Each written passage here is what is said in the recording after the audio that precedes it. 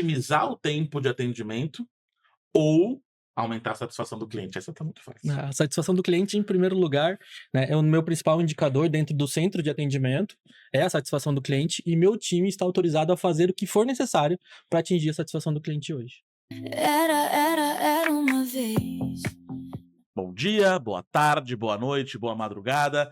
Você, fofoqueiro corporativo de plantão, pronto para assistir mais um grande episódio para falarmos de CX e outras cositas mais e outras amenidades. E hoje estamos aqui com o grandíssimo e ilustríssimo dono do Salinas Maragogi, head de experiência do cliente da Superlógica, William Salinas. Seja muito bem-vindo, William. Fala, Bruno, fala, galera, né, obrigado pelo convite, né, obrigado a Era pelo convite, né, bem legal estar aqui para poder falar um pouquinho sobre experiência de cliente, sobre atendimento ao cliente, sobre algo que é importantíssimo, né, e é extremamente relevante para o nosso mercado, né, para o mercado em que a gente atua, né, e para todos os mercados. Acho que é algo que faz muito, muito, muito, muito sentido e é muito relevante. Sempre bom lembrar que este podcast é um oferecimento da Era. Sim, a empresa que tem como propósito melhorar e revolucionar o atendimento do seu cliente usando outras ferramentas como inteligência artificial, melhorando a experiência do seu colaborador para assim melhorar a experiência do seu cliente, porque ninguém entrega o que não recebe primeiro. A gente vai explorar aqui alguns temas e a gente vai falar de cliente intermediário, cliente final, mas eu acho que muitas vezes esquecemos de pensar na experiência de algumas pessoas, como, por exemplo, a experiência do palestrante. Eu sou palestrante, né, e os eventos esquecem de pensar na experiência do palestrante. E os podcasts, tenho certeza, já fui convidado para muitos, esquecem de pensar na experiência do convidado. Mas nós não, William. Nós lembramos. E por isso, se você já assistiu outro episódio nosso, você sabe desse nosso ritual. Você é geek, Eu sou William. bastante, Então, bastante. você agora tem um Funko Minha para nossa, chamar de seu. meu Veja Deus. só os detalhes. Essa roupa que o seu Funko está usando, você tem. Tem. Ela está no seu armário. Uhum. Então, a referência é profunda. Espero que agora você se coloque na sua prateleira e também se Sensacional. lembre do nosso episódio e das coisas que a gente vai falar aqui, das discussões e do nosso papo. Isso é a experiência do cliente. Isso é experiência do cliente. Eu digo que experiência é sobre superar a expectativa. Tudo bem que você já tinha assistido os outros episódios, Aham. mas o Funko é uma Mas eu não tinha ideia. visto o meu, né, então ficou Exatamente. bem legal. É a foto que eu tenho hoje no LinkedIn, é a foto de divulgação, né, da divulgação da minha entrada na Superlógica. Então, traz boas recordações, é um bom momento para mim. Então, vamos falar disso. Então, já que você trouxe já a Superlógica Uhum. e você está lá como head de experiência do cliente, a Superlógica é uma empresa que atua num nicho muito específico de mercado, né? Diferente de outras empresas que a gente se relaciona todos os dias. Então, por exemplo, a gente já teve aqui a head de marketing da Globo, a gente já teve aqui o pessoal da MPD. Então, são empresas que você passa na rua e você vê o logo no outdoor, numa propaganda, no YouTube. A Superlógica não, porque o nicho é muito específico, vai aparecer para quem trabalha com isso. Então, antes de a gente falar de experiência do cliente de fato, fala pra gente quem é a Superlógica, como a Superlógica atua, quem é o cliente, o que vocês fazem? Legal. A Superlógica é uma empresa nacional. Um dos fundadores ainda atuam, né, dentro da nossa operação. O Carlos é o nosso CEO e o Luiz é o nosso CTO. Eh, a empresa ela foi fundada lá atrás, buscando atender a expectativa do segmento condominial e imobiliário. Hoje, né, ela teve dois grandes marcos importantes. Foi uma das primeiras empresas que teve a visão de migrar para o ambiente SaaS, né, como a gente entende hoje. Então, né, para quem não conhece, o modelo de atendimento SaaS é como uma assinatura mensal, né, como o Netflix, e a gente é remunerado por uma recorrência e os nossos clientes podem usar a ferramenta. E na pandemia também, onde todo mundo saiu dos escritórios, né, e voltou para casa, ela também teve um grande salto de crescimento. E isso fez com que a Superlógica hoje fosse responsável por administrar 50% dos condomínios do Brasil, aproximadamente 120, 125 mil condomínios no Brasil, num universo de 250 mil condomínios. Então, é algo extremamente grande, né? A gente estava falando um pouquinho antes, e isso representa um número aproximado de 10 a 12 mil clientes, 12 mil CNPJs, né? Então, a gente atende as empresas que atendem os condomínios, as prestadoras de serviços, as imobiliárias que atendem o cliente final. Então, a gente fica no cliente intermediário ali, na maior parte das vezes. O que fatalmente vai impactar o cliente final em algum momento. Se eu fosse te perguntar qual que é o problema que a Superlógica resolve, o que você me diria? Nós queremos ser, né, o principal player, né, tecnológico do segmento condominial, né? Então, nós resolvemos a jornada da moradia, né, dos condomínios, da ligação do condomínio com a administradora, né? Então, muitas vezes eu tenho uma necessidade de fazer uma comunicação sobre algo relevante dentro do meu condomínio. O condomínio, ele tem as próprias regras e as próprias normas, e ele precisa de alguém apoiando o síndico para que essas normas sejam seguidas. Então, eu tenho todas as minhas necessidades de custos internos do condomínio, eu tenho a necessidade de acompanhamento de receita e definições contábeis desse próprio condomínio, e o cliente ele pode se valer, normalmente ele se vale de um prestador que é a administradora de condomínio, que vai ajudar esse síndico na administração, né? Então, Entendi. uma administradora tem vários condomínios dentro do seu portfólio e ela utiliza as ferramentas da Superlógica para cuidar da vida desse time, desse pessoal, e eventualmente a gente impacta o usuário final também. Vai facilitar a vida do síndico, então com gestão, ERP, que é a plataforma de gestão financeira ali do condomínio. Você tem um banco digital também que dá esse suporte? A gente tem uma fintech, né, que é a nomenclatura é o PJ Bank.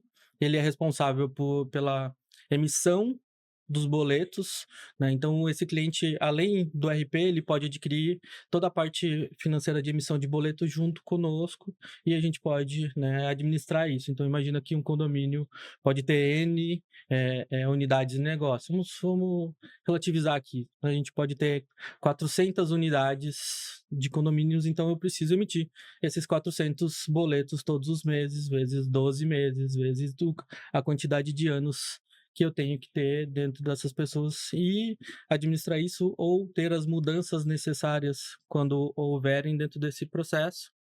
Então, eu consigo fazer todo esse controle, né, do que está sendo recebido, se esses boletos estão sendo pagos, se eles não estão sendo pagos e o que eu posso fazer a partir disso, né? Então, aí a gente vai abrindo o leque. Eu também tenho uma conta digital para a administradora de condomínio, onde dentro da nossa própria ferramenta ela consegue fazer essa administração, esse controle de pagamentos, de conciliação desses pagamentos, né? E a partir disso eu vou ofertando serviços. Eu tenho um outro produto que chama Inadimplência Zero, que dentro do banco ele pode administrar uma carteira, né, de recebíveis que não está sendo, né, paga pelo condomínio, pelos condôminos. Eu posso adquirir essa carteira e remunerar o condomínio por aquilo que ele não está recebendo e eu fico responsável por cobrar essas pessoas que não estão efetuando o pagamento dos boletos, né? Então, eu vou abrindo o leque, né, de todas as jornadas dentro de um condomínio. Então, a gente, dentro do universo do condomínio, a gente tem vários produtos. Eu costumo dizer que tem gente ganhando dinheiro de todas as formas. E quando eu falo de ganhando dinheiro, não de forma pejorativa, mas negócios que a gente nem imagina que existam e produtos que não passam pelo imaginário de ninguém. Eu adorei esse Inadimplência Zero, que e eu imagino que os condomínios devam ter esse tipo de problema, assim como qualquer empresa tem. Eu moro num condomínio que tem mais de 20 torres. Nossa. E aí a gente pensa 20 torres, 13 andares, e aí você começa a pensar, imagina o trabalho de gestão que um síndico tem, e eu sei que um dos grandes problemas do condomínio é a inadimplência, porque sempre nos corredores está se falando sobre isso, e você oferecer a resolução de um problema desse é, pelo menos você prometer, e aí você conseguir entregar essa promessa mostra a importância desse trabalho nichado. Ter um banco específico para o mercado de condomínios, de gente que vai entender do problema do síndico, gente que vai entender exatamente o problema do cliente. Acho que isso acaba entrando num dos pilares do CX, que é entender o cliente, entender a necessidade desse cliente. E aí, para mim, fica óbvio chegar nessa pergunta, mas como você acredita que trabalhar nesse super nicho, porque assim, é o nicho do nicho do nicho do nicho, ajuda a desenhar uma melhor experiência do cliente para o seu cliente? Porque, para a gente entender aqui a estrutura, e se eu tiver errado, você me corrige. Eu tenho a Superlógica, o cliente direto é a administradora de condomínio, a administradora tem o cliente dela, que é o condomínio tem o cliente dele, que é o morador. E, querendo ou não, o serviço de vocês atravessa todos esses pilares, mas o primeiro cliente que você tem que pensar na experiência dele é a administradora. Como você vê o trabalho em CX nessa vertical, e como você vê esse estar nichado ajudando a criar melhores experiências? Uma dos grandes motes da experiência do cliente é você personalizar, né? Então, à medida que você está num nicho, você consegue ter um foco mais adequado para aquilo, né? E aí, à medida que você tem um foco mais adequado para aquilo, é fácil, né? Quando você tem um contato maior com o seu cliente, de entender quais são as necessidades deles, né? Então, a gente conversando aqui, eu vou lembrando, né, de todas as situações, todos os cenários, né, de outros produtos. Além desses que eu falei, a gente também oferta seguro, né, para residência, né? Então, eu estou atuando, né, diretamente com este cliente final por intermédio das administradoras, né, que são os nossos principais clientes, né? Então,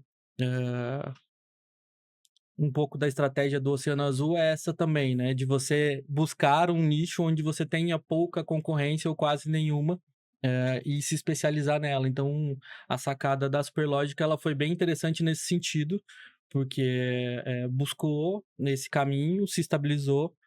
Hoje ela tem, né, uma grande referência e ela não quer parar por aí, ela quer continuar abrindo e envolvendo, né, mais novos possíveis negócios, né, para que a gente possa atender mais necessidades. Então, eu acredito que é um modelo que é extremamente interessante e importante, e permite que você tenha um direcionamento mais dedicado, Assertivo. né? Você tem um foco mais interessante para aquele nicho de cliente, né? Então, auxilia na experiência do cliente.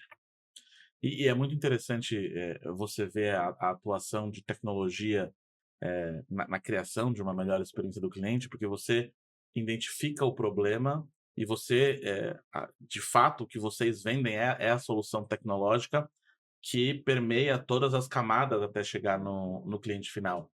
E aí a minha dúvida, e talvez seja o desafio de vocês, acho que é muito fácil, e fácil entre aspas, né? Porque pensando em 12 mil CNPJs, e a gente chegou à conta antes de conversar aqui, que vocês provavelmente impactam 10% da população brasileira, pensando no número de condomínios e CNPJs, chegando ali a perto de 20 milhões de usuários finais, né, de moradores de condomínios. Como que vocês fazem para medir a experiência chegando nessa ponta? E eu digo que eu acho que é um pouco mais fácil medir a experiência da administradora, porque é quem está em contato com vocês. Mas como entender se vocês estão conseguindo resolver o problema do usuário na ponta, do condômino, de quem mora no condomínio? Vocês medem isso também ou fica a cargo do cliente de vocês? A gente diretamente não mede, né? A gente influencia para que os nossos clientes tenham boas práticas de mercado, como a medição do NPS, né, da jornada do cliente dentro da administradora de condomínio, dentro da imobiliária, seguindo, né, processos e features dentro do nosso próprio sistema para que eles possam contribuir indo nessa linha. Nós temos um app que ele contribui diretamente para o usuário final, que é o Groove, que ele é responsável pelo controle de acesso hoje, né, dos condomínios. Então, ali dentro eu tenho todo o cadastro dos condôminos. O condômino ele pode fazer a liberação, né, de visitantes, de prestadores de serviço, assim como o porteiro também pode se valer dessa ferramenta. E aí sim a gente começa a ter o nosso primeiro contato B2C. Né? Então, a partir desse ponto, a gente começa a se especializar. A gente já usa a medição de NPS, CSAT, dentro desse cenário. Nós começamos a incluir inteligência artificial para o atendimento dessas pontas. Então, dentro do meu processo de atendimento, eu tenho uma base de conhecimento ligada numa inteligência artificial e as dúvidas do condômino lá na ponta, eu consigo já atendê-los baseado nesse processo. Cada condomínio tem uma... Eu costumo dizer que são as regras, né? Que é a legislação ali do próprio condomínio, né? Quantas vagas você tem, aonde você pode parar, quanto... Né, A convenção a condominial, convenção né? condominial. Então, a gente criou uma feature com inteligência artificial, onde a gente sobe essa convenção condominial, e o morador ele pode fazer perguntas aleatórias ali ou necessárias que ele precisa, e a gente com inteligência artificial, a gente varre toda essa documentação e entrega uma resposta para ele baseado nesse ponto. O condomínio pode bater um papo com a convenção. Pode sim. E essa é uma ferramenta que eu adoraria ter no meu condomínio para já resolveria metade dos problemas. E aí ajuda o síndico, né? Porque ele deixa de ter aquele grupo no WhatsApp onde ele vira perguntas e respostas, né? O muro das lamentações de todo Exato. o condomínio. Exato. Então, isso já é de fato uma atuação dentro do usuário final. Dentro da estratégia da Superlógica, onde esse aplicativo ele se encaixa? Ele é um produto separado, pensado para os condomínios, as administradoras oferecem diretamente? Como funciona a estratégia de negócio do aplicativo? O aplicativo ele fica dentro de uma das nossas unidades de negócio, né? Ela está ligada com o nosso software de portaria, e ele é o app que fica responsável pela essa administração. E aí a gente entendeu essa oportunidade de falar diretamente com o usuário final. Então, as primeiras features que nós temos prontas são essas de liberação de acesso e de buscas personalizadas aí na convenção. Mas ele tem um potencial muito grande, né? A partir desse cenário, eu consigo medir quantas visitas, né, o condomínio tem, eu consigo medir se ele recebe... quais são os prestadores de serviço que ele recebe, se ele faz, por exemplo, se ele compra muita comida pelo aplicativo, né? Então eu começo a receber isso e eventualmente tendo esses dados e tendo essa possibilidade, eu posso talvez fazer uma ponte direta com esse aplicativo de compra de comida online, né? Eu posso ofertar alguma coisa diretamente dentro dele com algum benefício. Então aí a gente começa a falar sobre uma experiência diferenciada para esse usuário final. Então a ideia é que esse aplicativo vire uma plataforma que aí eu posso colocar, não tem problema falar nomes aqui, eu posso colocar o iFood, eu posso colocar e vender talvez anúncio para algum marido de aluguel, para um prestador de serviço de assistência técnica, e isso já estava previsto quando o aplicativo foi criado. Sim, a gente tem tem um roadmap pronto já dele. Quando a primeira vez que eu vi esse roadmap inteiro, né, a gente tem aquela mandala onde todos os nichos que a gente pode atuar com esse app, sim, né, ele tem algumas features focadas no usuário final que a gente vai começar a desbravar a partir de agora. e ter aí mais contato com esse cliente através desse cenário, mas sempre o nosso cliente principal sempre vai ser a administradora, e a partir dali ele vai ofertar soluções para o cliente dele final, né? Então, a gente nunca vai ter um relacionamento diretamente com o condômino. Sempre Entendi. vai ser através do nosso cliente principal, que é a administradora de condomínio, Então é a experiência do cliente na veia, na né. veia. Você começa, desde o do cliente B2B, chega no B2C, mesmo que não haja medição, alguém deveria, e há esse incentivo, fazer essa medição. Agora, eu vi aqui no seu currículo que você chegou há pouco tempo na Superlógica, Sim, né. Então você já atuava com CX, em outras empresas, e aí você chegou na Superlógica como head de experiência do cliente. E a Superlógica já tinha uma área de experiência do cliente? Você chegou e trouxe essa área, montou essa área, assumiu de algum lugar? Eu queria muito que você respondesse isso, porque eu quero encaixar em outra pergunta, que é: como foi chegar numa empresa nova e lidar com outros clientes, com uma outra infraestrutura, com outro propósito, enfim? legal. A Superlógica não tinha uma área de suporte centralizada e não tinha uma área de experiência do cliente.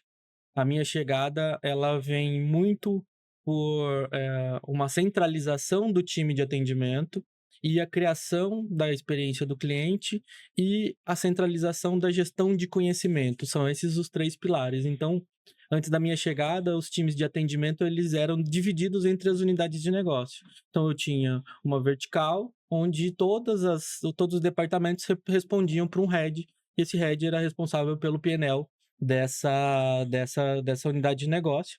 E com a minha chegada, né, com o desejo da Superlógica de ter uma visão única para o cliente, né, nós aglutinamos todas essas operações de atendimento e criamos a área de experiência do cliente, né? E estamos lançando também agora a nossa base de conhecimento, né? Nós estamos criando a nossa base de conhecimento. A base de conhecimento, ela está sendo criada baseada numa metodologia, né, chamada KCS. Eu não sei se você conhece.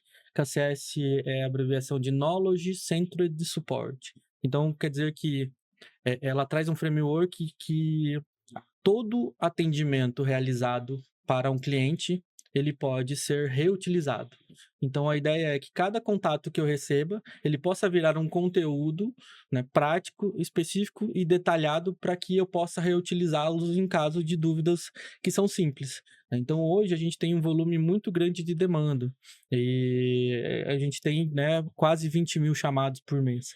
E esses chamados, uma parte deles é dúvida.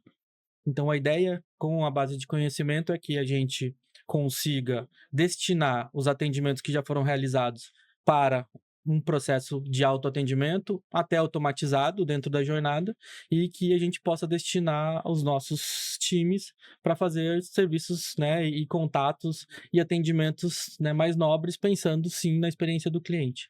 Então, essa é a jornada, o objetivo pelo qual a Superlógica me contatou inicialmente, né? E aí eu topei esse cenário, indo para a parte de como é chegar numa nova empresa, num nicho diferente, num segmento diferente. É bem desafiador, mas é muito legal. É muito legal. Eu trabalhei por 17 anos numa mesma organização. E lá eu conhecia tudo, né? Eu conhecia tudo. Então, eu sabia o código-fonte, eu sabia o nome da tabela, eu sabia todos os detalhes do nosso produto. E qual era a minha zona de conforto, né? Era justamente esse. Eu conhecia todo o produto. Então, toda vez que eu me deparava com um desafio junto com o time, era muito mais simples ir lá e atuar diretamente, né? Mas assim, o time não cresce, o time não se desenvolve, né? E eu acabo não me desenvolvendo, né, numa função estratégica. Então, quando você muda de nicho, onde você não conhece no detalhe o produto, para quem tem, né, a função de liderança, para mim, a minha experiência foi ótimo. Foi muito bom, porque eu acabo não precisando conhecer no detalhe do código, né, no detalhe da base de dados um determinado produto, mas eu consigo desenvolver o cenário do mesmo jeito. E é muito engraçado, né? Como eventuais situações se repetem independente do CNPJ. Né? Elas são cíclicas mesmo. Então, muitas situações que eu vivo hoje, pode ser que eu já tenha passado, pode ser que eu já tenha resolvido, e outras tantas não, né? A gente é desafiado a descobrir uma nova solução para elas, né? Então, é bem desafiador no começo, principalmente pelo conceito das pessoas, de entender as pessoas e qual é o momento de cada uma delas, apresentar uma nova visão totalmente diferente, de gestão centralizada, unificada e dando poder para que elas possam tomar decisões diferentes dentro do mundo, né? Então, eu falo muito que as pessoas precisam tomar cuidado com o que elas desejam, né? Então, tem muita gente que deseja ter autonomia para fazer as coisas, né? E aí, quando você dá autonomia para elas, às vezes, né, elas deslancham, vão muito bem, e outras elas têm uma dificuldade de se desenvolver. Você será cobrado pelo seu desejo, né? Exato, né? Então foi bastante legal, bastante desafiador no começo, mas hoje eu me sinto bem à vontade já na cadeira. 5 meses. 5 meses. Dia Entendeu? 12 de agosto. Bom. E acho legal você falar sobre isso, porque existe uma dúvida, assim, CX é um assunto que está na moda, mas é um termo que surgiu, Customer Experience, experiência do cliente, que surgiu lá em 1999. Né? Uma das nossas primeiras convidadas, que foi a Camila Santos, ela fala o conceito foi criado em 99, mas isso sempre existiu. Né? Implementar ou não implementar a experiência do cliente é indiferente, porque uma experiência qualquer o cliente vai ter. Pode ser que seja ruim, mas alguma experiência ele vai ter.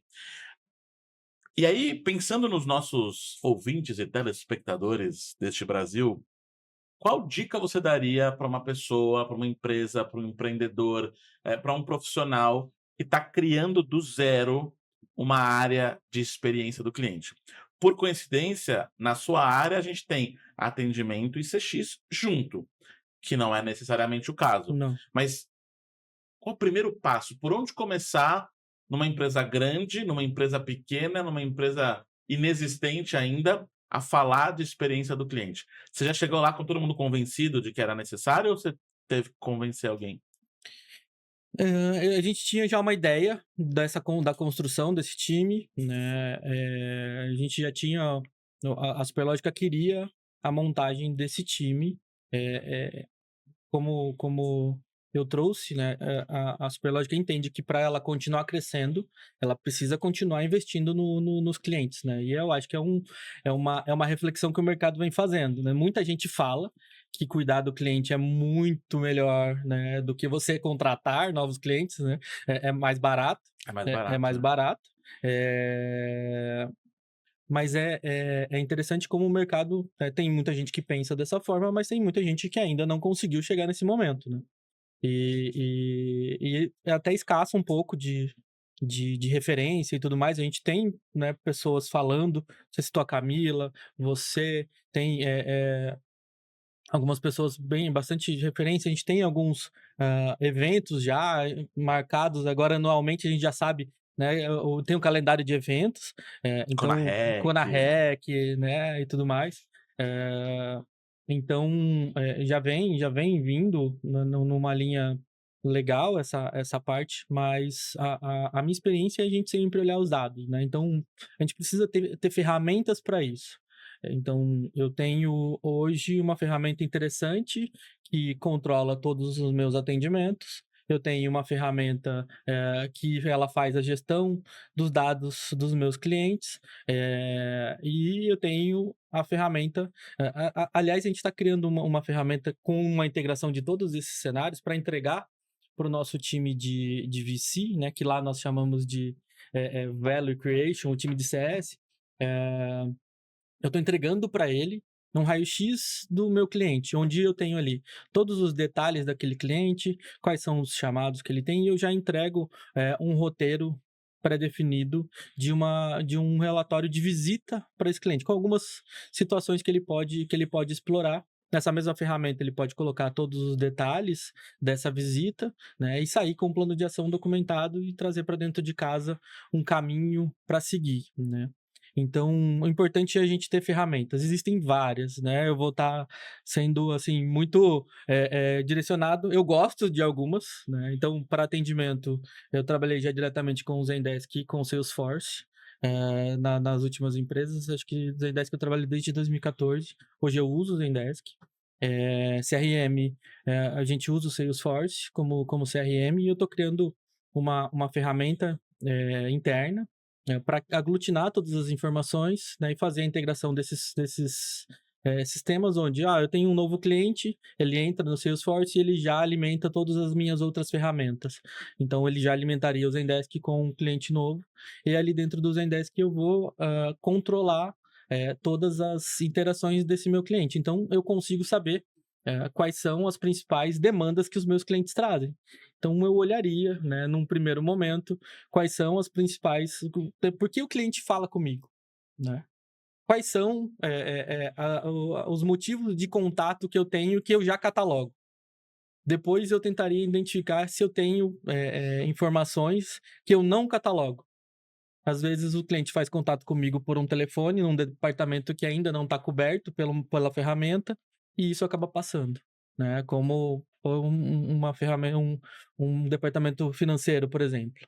Então, às vezes, eu tenho um excelente time, eu tenho as melhores ferramentas e o meu cliente, na hora que tenta falar comigo sobre uma necessidade que ele tem pontual, ele não consegue falar ou ele não tem a melhor resposta e isso acaba, né, com a jornada. Então, além de mapear tudo, eu preciso mapear quais são os pontos de contato que eu tenho desse cliente com o nosso time interno, né? E criar CX, para mim, é meio que, né, um balé na minha cabeça, ele já virou, né, um cenário onde cada um dos atores ali, eles têm o seu momento, né, eles entram em cena, eles saem de cena e a gente vai organizando toda essa jornada, né? Então, precisamos mapear os pontos de contato, precisamos saber quais são os nossos principais ofensores, né?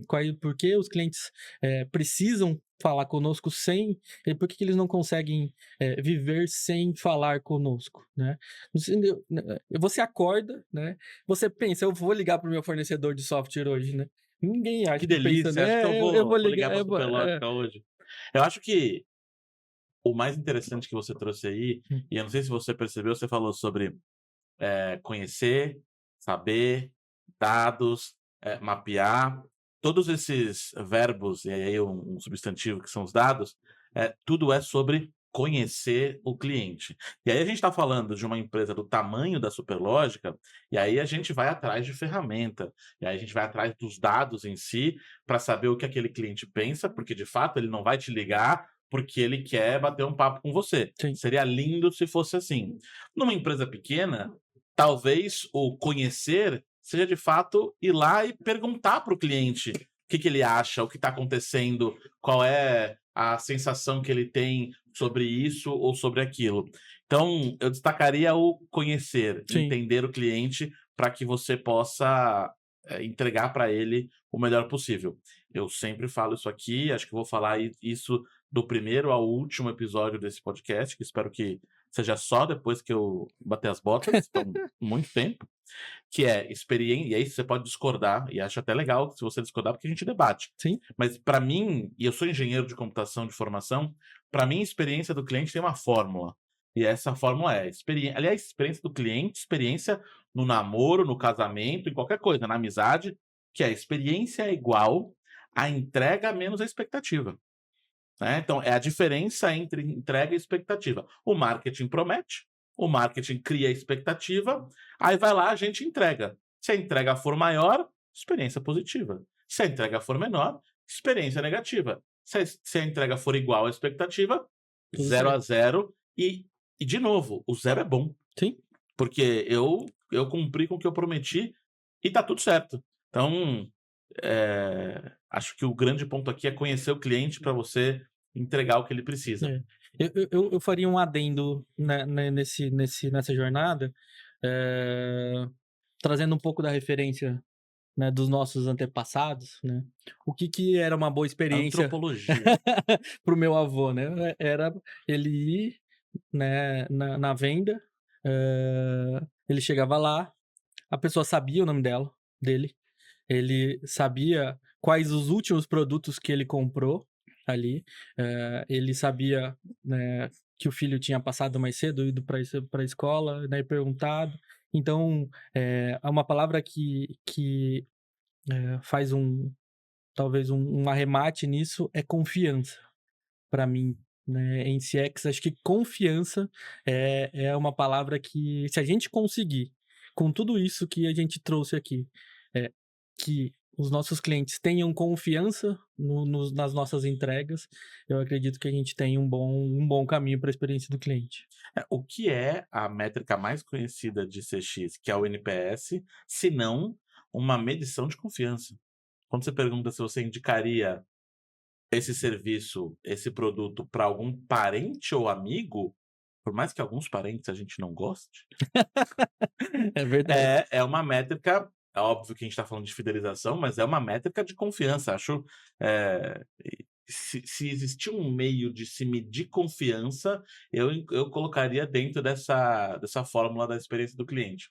E aí, algumas perguntas atrás, você falou sobre o atendimento, humanização, automação de atendimento, e pelo que eu verifiquei aqui, você ganhou um prêmio ao implementar um chatbot.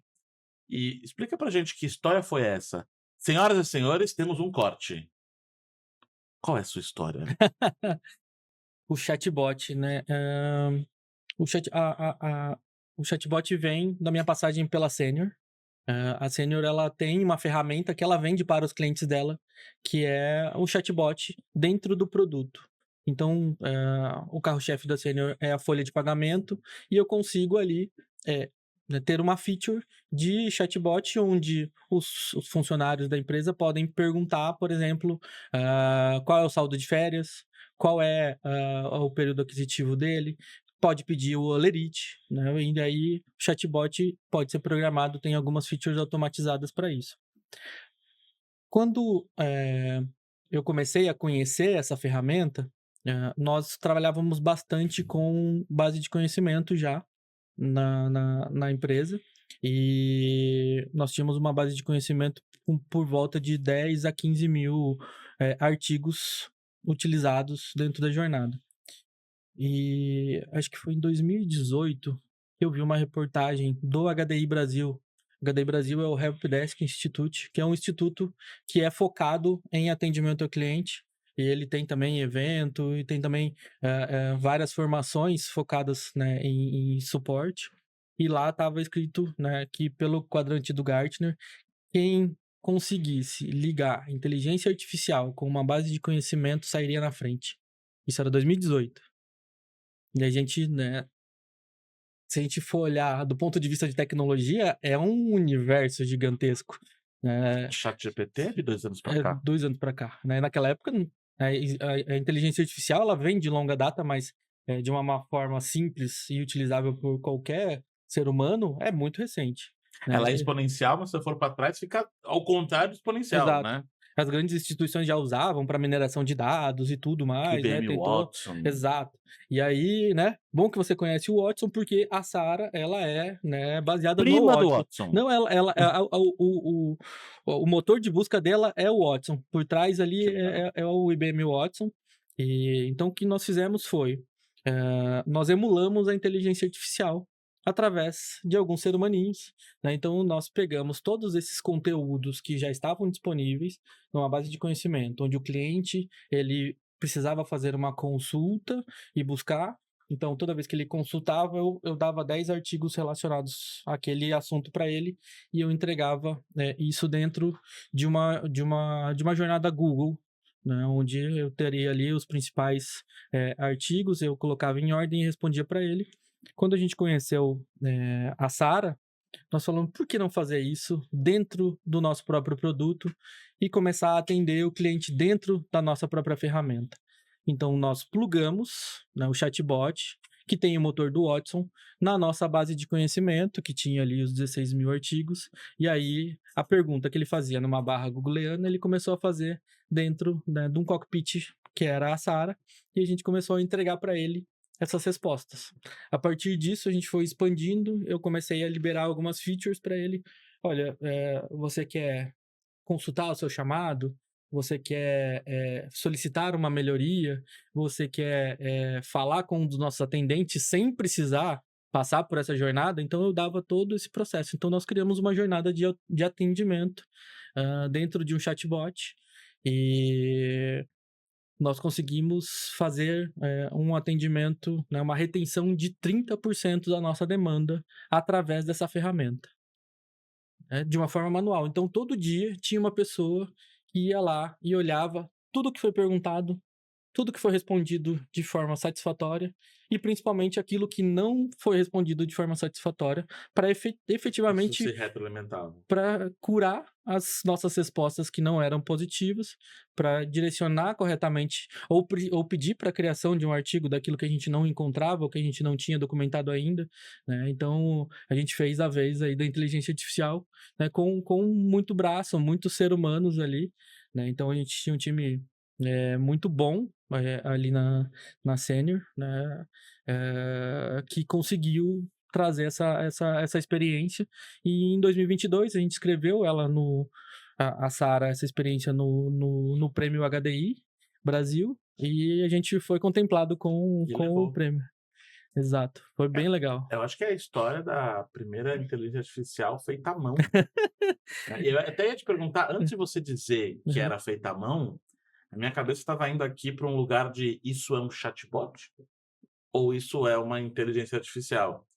E aí eu volto a pergunta para você, eu entendi que ela ainda existe, deve existir, mas aí Existe? já deve ter inteligência artificial de fato atuando nela hoje em dia, Provavelmente, né. provavelmente. Mas ela se enquadra como um chatbot super poderoso, com respostas pré-programadas, mas alimentado pela base de dados, ou você já colocaria isso numa outra classificação? É, se confunde um pouco, porque hoje nós já pensamos como inteligência artificial, né? Então a gente já sabe como ela funciona. Mas basicamente, hoje eu também tenho muita interação humana para que uma inteligência artificial funcione, né? Então, uma das grandes questões para que eu coloque uma base de conhecimento robusta no ar é que eu preciso ter conteúdo, né? Então, e esse conteúdo ele precisa ser sempre atualizado, porque todo ano, todo semestre, todo mês eu estou liberando feature nova. Então, sempre eu preciso mudar. Com inteligência artificial hoje, trazendo para um corte novo, lá na Superlógica agora, né, nós fizemos um gerador de conteúdo dentro do ChatGPT. Então, eu criei um prompt.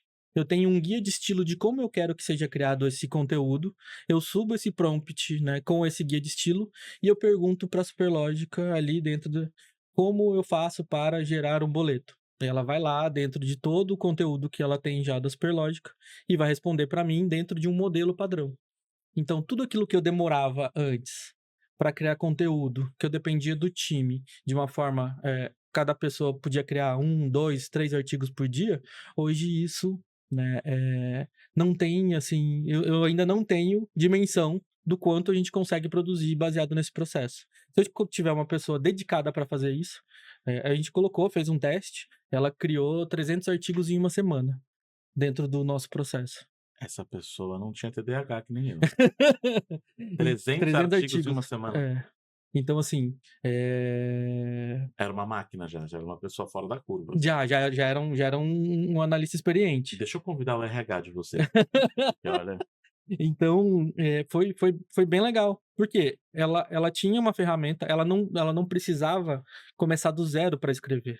Ela tinha ali toda a nossa base de referência de principais demandas, do que os nossos clientes mais perguntavam, e a gente ia para lá, escrevia um conteúdo e pedia para ele colocar no nosso modelo. E o ChatGPT, né, libera um artigo pronto que eu pego e disponibilizo na base de conhecimento. Então, esse trabalho todo eu fazia manualmente antes. Então, se você olhar essa referência, na Sara, a gente ainda tinha algumas pessoas, um time talvez maior, dedicado para essa operação. Hoje eu não preciso ter uma pessoa dedicada para o meu chatbot, né? Então, eu consigo utilizar né, os recursos da inteligência artificial e eu libero meu time para fazer outras coisas. E eu acho que isso mostra uma tendência interessante que é: "Olha só, a inteligência artificial está roubando empregos. Socorro, o que vou fazer agora?". Não, ela não está roubando empregos, ela está fazendo, eu diria, a parte chata, a parte extremamente complexa de se fazer, porque tudo que tem, alta demanda e repete muito, tem chance de errar mais, e está abrindo novas áreas. Engenheiro de prompt, é o cara que escolhe as palavras para a inteligência artificial entender melhor. Então, eu não acho que a IA vai, em última instância, roubar os empregos, mas ela vai eliminar alguns cargos, e aí essas pessoas vão ter que ter a capacidade de se adaptar para fazer outras coisas, quem sabe até relacionado com o que elas faziam antes. E ainda falando de chatbot, assim que eu comecei a me relacionar com o pessoal aqui da Era, a primeira pergunta que uma das primeiras perguntas que me fizeram é: chatbot e inteligência artificial. Então, hoje existem uma série de ferramentas por aí que tem chatbot, que tem inteligência artificial, alguma tem as duas. Existe a inteligência artificial já substituiu o chatbot para tudo, não cabe mais chatbot, ou existem situações que cada uma delas são melhores?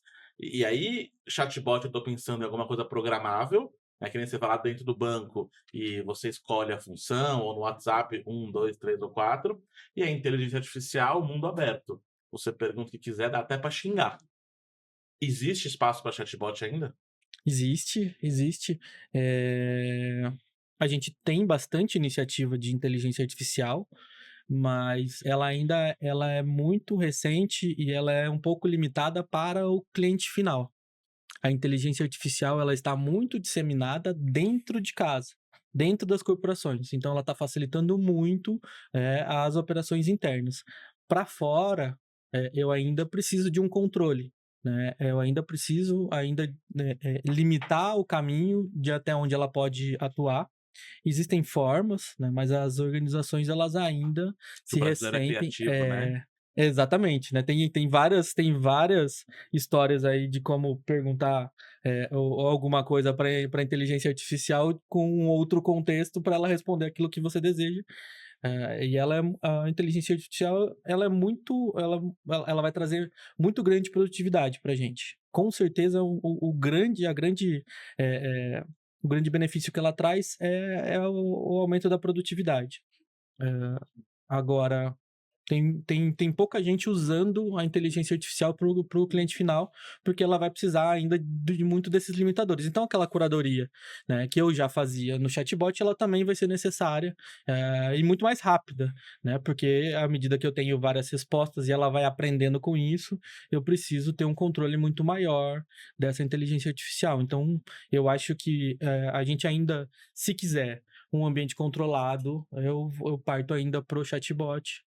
E a inteligência artificial, eu posso ir incluindo ela dentro daquele cenário que eu tiver mais controle e tiver mais Você acha que confortável, né? é educar o cliente, talvez? Também tem tudo isso, todo usuário passa por um momento de aprendizado, né?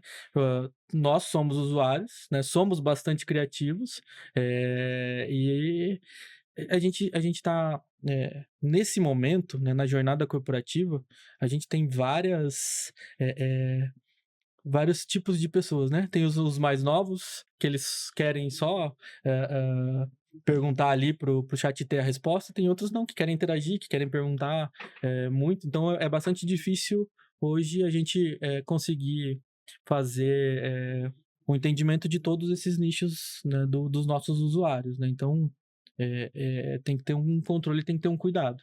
É Então, importante. você diria que a inteligência artificial, preferivelmente em processos internos, em que eu, empregador, tenho um maior controle sobre o que é feito ali, e aí eu restringo um pouco dessa criatividade no uso da IA, e para o cliente final, onde eu preciso, e talvez em alguns lugares eu não precise, mas onde eu preciso ter um controle maior, eu limito as perguntas e, portanto, eu também acabo limitando as respostas. Exato. Faz todo sentido. Então, ainda há chatbots. O chatbot ainda não foi dominado pela inteligência artificial. E é bom saber porque eu acho que existe uma grande confusão de termos hoje em dia, por exemplo, algoritmos. Algoritmos quase sempre existiram, Sim. até mesmo antes da computação. E hoje se confunde muito algoritmo com inteligência artificial. Então, a inteligência artificial do Facebook. Será que não é um algoritmo? Que já existia muito antes dessa disseminação da inteligência artificial, como a gente vê hoje no É um chat algoritmo GPT. sensacional, Exato. né? Que faz, né, várias. Faz a gente comprar coisa que não Exato, deve. exato. Exato. Mas, Funciona muito bem. mas basicamente ele captura a sua zona de interesse e ele vai te ofertar cenários semelhantes com aquilo, né? Então, de tempos em tempos, para que você não fique de saco cheio para receber várias coisas, né? Então, assim, não tem nada de muito revolucionário, mas é um baita do algoritmo. É um ótimo algoritmo, não chegando a ser ainda uma inteligência artificial. Agora, voltando um pouco para a experiência do cliente, e acho que esse nosso papo vai mostrando isso, como a experiência do cliente vai se conectando com tantos outros assuntos e com tantos outros temas. Essa sua experiência, então, você esteve na Senior Sistemas, depois você foi para Links, Links e depois, agora, para a Superlógica, sempre nesse mix de experiência do cliente com tecnologia. Qual você acha que hoje, para as empresas, você olhando para os seus clientes, para os clientes antigos, que é o grande erro no uso de tecnologia para a experiência do cliente? E qual você acredita que é não a demanda, mas a tendência de uso de tecnologia para a melhora da experiência do cliente? Bom, então, simplificando, qual que você acha que é o grande erro que se tem hoje em dia, ou da conceituação errada em termos de tecnologia e experiência do cliente, se é que você acha que tem um também? Tem vários, né? Acho que o principal é você desenvolver uma ferramenta sem ouvir o seu cliente, né? Voltamos a conhecer o cliente. Voltamos a conhecer o cliente. Então, hoje, existem técnicas e métodos para você aproveitar e aproximar o seu cliente no momento de criação de um produto, no momento de criação de um determinado serviço, para que você possa fazer, né, os testes necessários antes de estar no mercado, né? Então, não adianta nada você liberar, né, uma feature e não ter um botão de fechar a tela. Ela vai ficar lá eternamente aberta e você vai ter algum problema de memória em algum momento. Então você precisa contemplar todas as necessidades, e eu acredito que às vezes a gente conhece tanto daquilo que a gente faz, a gente é tão seguro daquilo que a gente faz, que a gente esquece de trazer o cliente para a mesa para ajudar a gente, né? Dizer o óbvio. Dizer o óbvio, que, né, eu ouço essa frase muito: o óbvio, ele precisa ser dito. Ele precisa ser dito porque nem sempre é óbvio para você, mas para o seu cliente, né, ou para quem vai usar aquilo no dia a dia. Imagina, ele vai usar o seu produto N vezes mais do que você. E ele vai conhecer daquela tela muito melhor, muito mais do que você. Então, por que ele não pode, ou não deve, ou não ser obrigatório que ele também participe desse processo de criação, né? Então, eu acho que um dos principais erros que a gente ainda comete é desenvolver alguma coisa nova baseado só com a nossa experiência corporativa, e não ir para o mercado olhar o que o nosso cliente vai dizer sobre aquilo, se aquilo realmente é necessário, né? Se eu estou realmente resolvendo, estou agregando e estou levando valor para ele sobre aquela ferramenta. E isso, né, não é só na tecnologia, né? É qualquer tipo de produto ou qualquer situação que a gente tiver, fica né? enviesado, né? Porque a gente, de fato, pode ser que a gente saiba bastante, mas a gente acha que sabe tanto que a gente acaba não considerando a opinião e de fato, a usabilidade do serviço. Eu acho que não é a mesma coisa, mas tá ali lado a lado a experiência do cliente com a experiência do usuário. É óbvio, quando eu falo da experiência do usuário, eu tô falando muito mais de tecnologia, mas onde está o X de fechar a tela? Tem contraste para ler? Esses dias eu estava usando o sistema de estacionamento rotativo de Barueri, que é onde eu moro. Aham. Cara, a tela era azul escura e a letra era preta. Ó, Não, que contraste maravilhoso! Não dava para ler nada. E aí, sensacional. para ler, o que eu fazia? E aí, o usuário vai criando métodos, né? Eu tirava print da tela, ia para as fotos E aumentava. e aumentava para conseguir ler. O Caraca. X para sair da tela era invisível, não dava para ler. Às vezes a tela ficava por baixo do anúncio, e aí não dava nem o anúncio, nem a tela. Então, a experiência do usuário acaba impactando no final na experiência do cliente, porque no final eu fui e estacionei no estacionamento pago, particular, porque eu não estava afim. Ali era R$3, o pago era 20, mas eu estava sem saco. E aí eu falei, não, a minha falta de paciência vale R$17. E aí eu fui colocar no estacionamento pago. Talvez alguém diga, não, mas para mim não vale. Pois é, cara pálida, para você não vale. Por isso que é tão importante, e acho que a gente começou e a gente vai se encaminhando para os minutos finais da nossa conversa, falando sobre conhecer o cliente, ou ouvindo, ou baseado em dados, ou pela ferramenta, enfim. E aí, William, no final desse nosso bate-papo, eu encaro a Maria Gabriela e vai ser o isso ou aquilo. Pode ser que você fale, não, Bruno, bato o pé, tem que ser os dois. Tá bom? Mas tenta escolher um e você me fala rapidamente por que esse um, Ok. tá? Então, resolver um problema urgente ou criar uma solução preventiva. Agora, na urgência, o que eu faço? Resolvo o problema ou crio uma solução preventiva? Cara, a minha experiência, o melhor é resolver preventivamente todos os problemas, assim. Mas aquilo que te dá mais orgulho é, pô, conseguir resolver esse problema agora, sabe? Ninguém conseguiu resolver. Uma vez eu resolvi um problema que eu precisava dar um enter num cenário e não conseguia simular. E aí precisava dar um enter antes para que a mensagem de erro aparecesse na tela, né? E ninguém conseguiu simular e eu consegui na época e eu me senti, né, a pessoa mais diferenciada do mundo porque eu pensei em dar um enter antes e simular o O cenário. troféuzinho na prateleira no Exato, final, né? exato. Maravilha. Segunda, chatbot mais eficiente ou equipe de suporte mais engajada? Aham, Caraca. tecnologia, o ser humano, hã? Caraca. Uma equipe bem treinada é uma equipe que vai te levar para qualquer lugar, né? O chatbot, ele é muito limitado, ele depende das pessoas. Então, acho que sem as pessoas a gente não entrega nada hoje. Maravilha, estamos na mesma página. Otimizar o tempo de atendimento ou aumentar a satisfação do cliente? Essa tá muito fácil. A satisfação do cliente, em primeiro lugar, né, é o meu principal indicador dentro do centro de atendimento, é a satisfação do cliente, e meu time está autorizado a fazer o que for necessário para atingir a satisfação do cliente hoje. Maravilhoso. Atuar como advogado do cliente. Cara, a gente estava subindo aqui no estúdio e eu estava quase implorando para o manobrista para ele colocar o meu carro para carregar, e a sensação que ele me passava era: eu tô cagando para você. Porque ele fala: não, eu vou lá ver. E a sensação é que eu não vou lá ver. Ele fala uma coisa, mas eu vejo outra na cara dele. Quando você fala para mim que a sua equipe tem autorização para atuar como advogado, quase baixa uma luz divina sobre mim, assim. Editor, coloca aquela. É isso que a gente quer. Próxima. Só um adendo aí, né? Tá faltando confiança na relação aí com o manobrista. Com certeza. Com certeza. Fica a dica pro prédio aí. Você, aqui do prédio, tá assistindo? Fica a dica.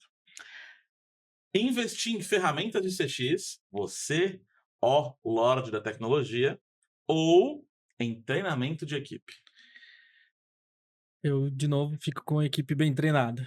Uma ferramenta pior, mas uma equipe bem treinada. Exato. Maravilha. Reduzir custos operacionais, que no final dá mais resultado financeiro, ou melhorar a experiência do cliente, que traz um Melhorar a legado, experiência. né? Melhorar a experiência porque ela é mais sustentável, né? E aí você vai recuperar o investimento. Cancela os seguranças, ele pode ficar no prédio. Por último, essa aqui é boa, hein? Essa aqui é boa. Foco no cliente final. Essa foi para você. Foco no cliente final ou foco no cliente intermediário direto?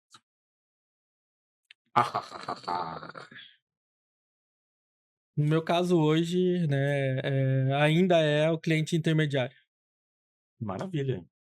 Decisões difíceis, gente. Muito difícil, né? É muito difícil. É Porque pra o isso cliente que a final, gente traz você aqui. ele é para quem a gente entrega ali o resultado, né? Mas a gente ainda tá seguindo com o cliente intermediário. Eu acho que tem um caminho, né, pra gente chegar e melhorar a experiência do cliente final no ramo que eu tô hoje. Maravilha. Vou desencarnar a Marília Gabriela. Senhoras e senhores, este foi mais um episódio do Era Uma Vez Podcast. William, muito obrigado pela sua presença. Você veio de Campinas pra cá ou você veio de Itu? Eu venho de Itu. Rapaz, foi uma jornada para chegar até aqui. Obrigado pelo seu tempo, obrigado por essa consideração de vir até aqui para conversar com a gente um pouquinho sobre um assunto tão importante. E você que ficou aqui até o final, você, minha mãe está me assistindo, William. William, dê um tchauzinho para minha mãe. Fala assim, Dona Mila, tchau. Dá um tchauzinho para ela. Tchau, Dona Mila. Viu, mãe? Você está famosa por aqui também. Muito obrigado, você, nosso telespectador, nosso ouvinte no Spotify. E nos aguarde no próximo episódio do Era Uma Vez Podcast.